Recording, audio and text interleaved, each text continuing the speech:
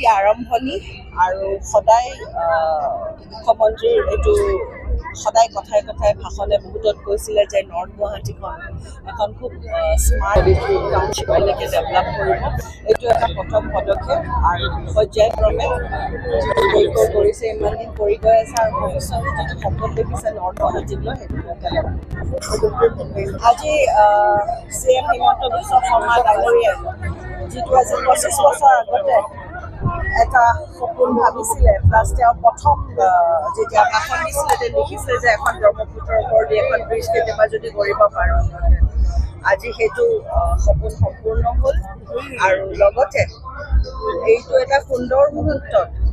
এই সুন্দৰ ব্ৰিজখন যিটো নৰ্থ আৰু চাউথ গুৱাহাটী কানেক্ট কৰিছে অসমৰ বুৰঞ্জীত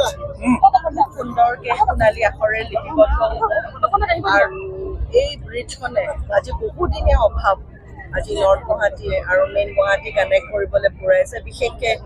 যেতিয়া খুব ব্ৰহ্মপুত্ৰত যেতিয়া খুব হেৰি হৈ আহে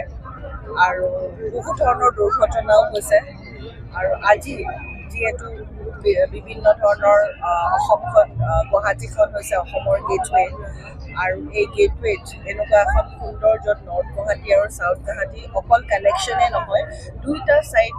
খুব সুন্দৰকৈ একেলগে ডেভেলপ কৰা যিটো অসম চৰকাৰৰ সপোন সেইটো আজি পুৰণি হৈছে আৰু উত্তৰ গুৱাহাটীৰ যিটো আমোদ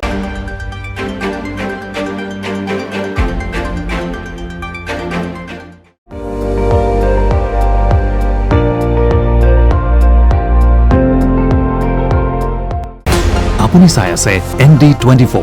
সৰ্বশ্ৰেষ্ঠ নহয় সৰ্বোত্তমৰ দৌৰত।